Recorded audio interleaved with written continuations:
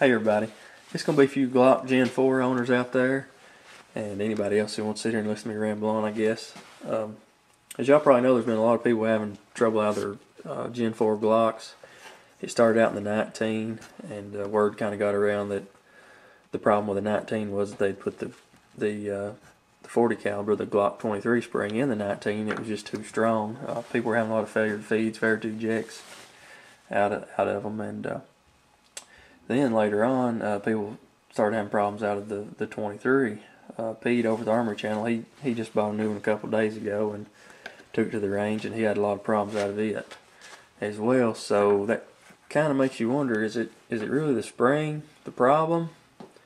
I mean, a 40 caliber, it should work. So with that being said, kind of get into what I'm going to talk about here. First of all, I want to say what I'm going to show you I did to mine, I'm not in any way encouraging anybody to do it to theirs. Of course, you can do it if you want to. If you think I know what I'm talking about, and if you kind of have the same thoughts on it as I do, but it will void your warranty. And so I'm not recommending it, but if you want to try it, give it a shot. It worked for me. And I'm not just some crazy guy who's working on their gun and posting a video about it and going to have everybody else to screw up their guns. I do know what I'm talking about, and it did work, okay? So to start off with, kind of my first impressions of a Gen4 when I got my hands on them. This is the Gen4 23. Went in the gun store and picked it up, and I was like, man, that looks good. Well, it feels good. I really like that short frame. I like that big mag release there. And then I was like, what?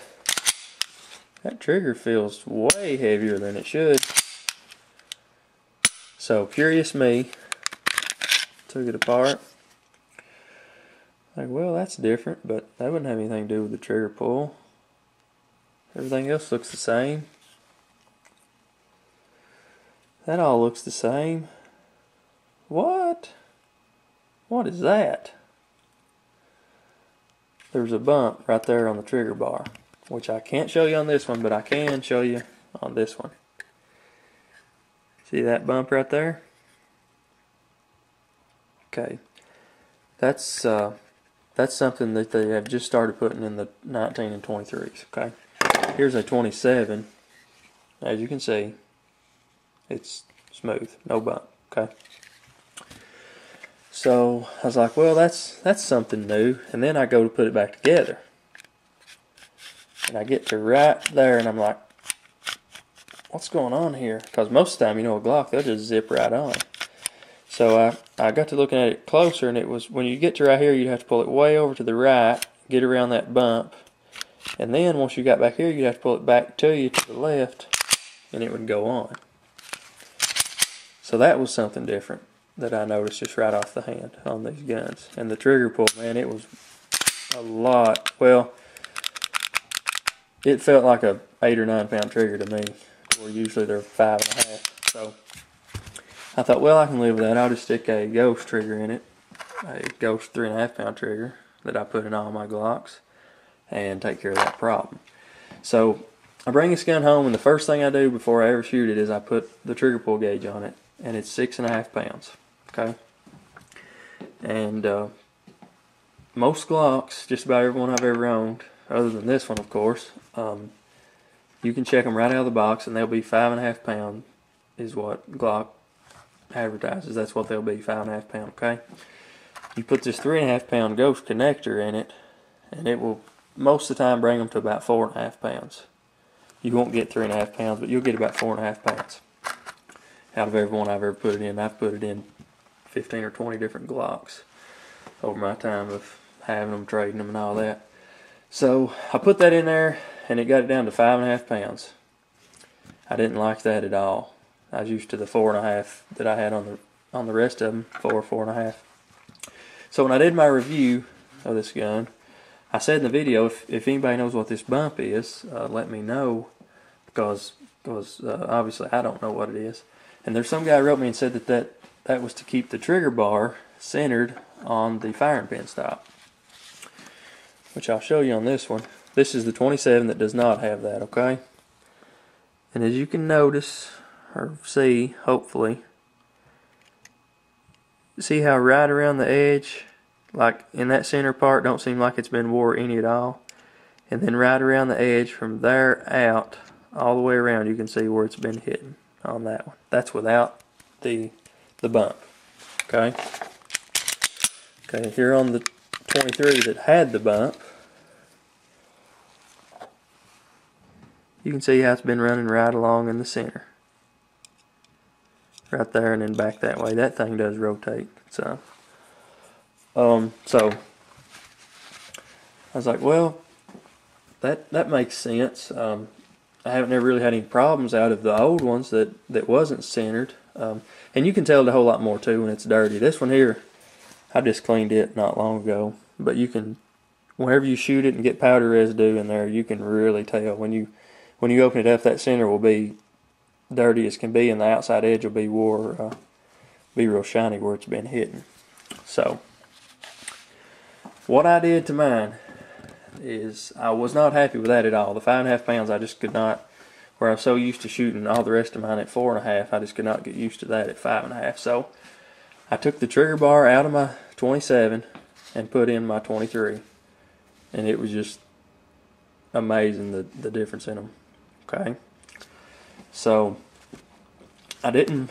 You can order those trigger bars from Midway for about $15, and I didn't want to wait on a trigger bar, so I thought I don't need a trigger bar laying around with a bump on it that I'm not using. So I took this trigger bar out.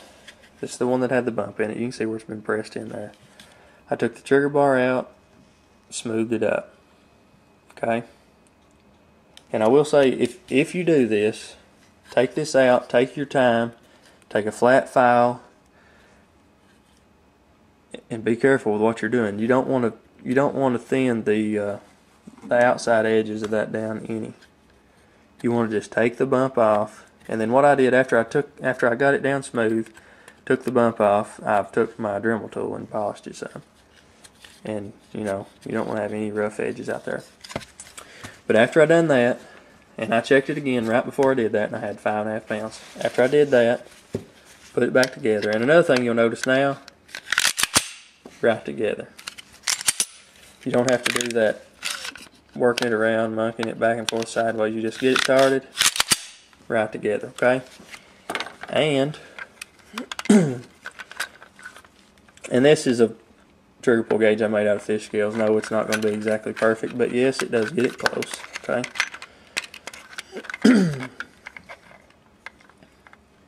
So I went from 5.5 pounds just by taking that bump off,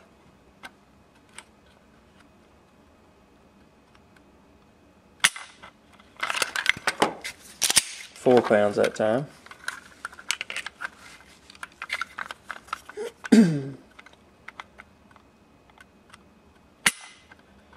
About 4 pounds again. Amazing the difference. Okay. Now I did this about, it's been about 2.5 weeks ago I did this to this gun. And I've took it out and I've shot probably, I don't know, a couple hundred rounds to it just to make sure it was everything was going to work, And I was kind of iffy about making this video until I seen Pete when he was having trouble with his, the same problems I was kind of having with mine. And that makes you, if I'd seen a video, that took 1.5 pounds off this trigger, just that bump. If I had watched a video that told me that bump right there added 1.5 pounds to the trigger weight, I wouldn't have believed it.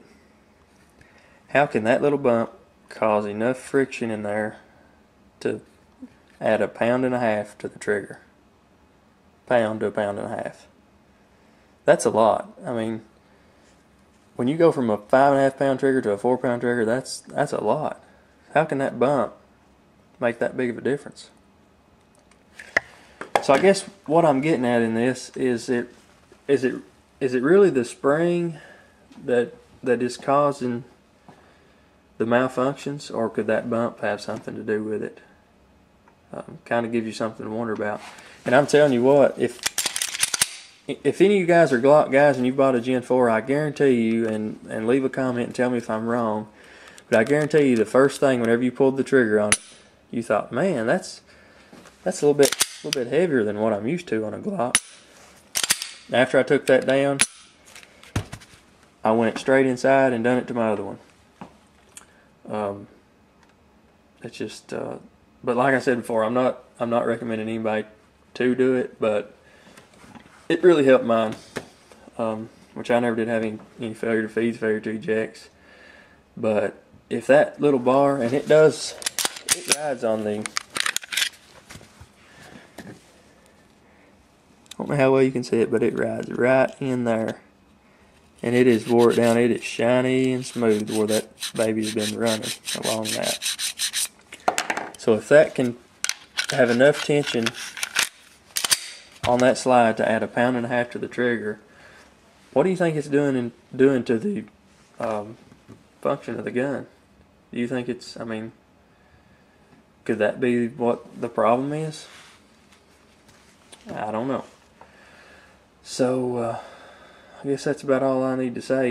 If you try this and if you're having problems, I don't know. I know for me, if I have a gun and it's not functioning right, I'm not going to send it back to the company and then wait 2 weeks for them to tell me that I had a bad magazine or it didn't have enough oil on it or something.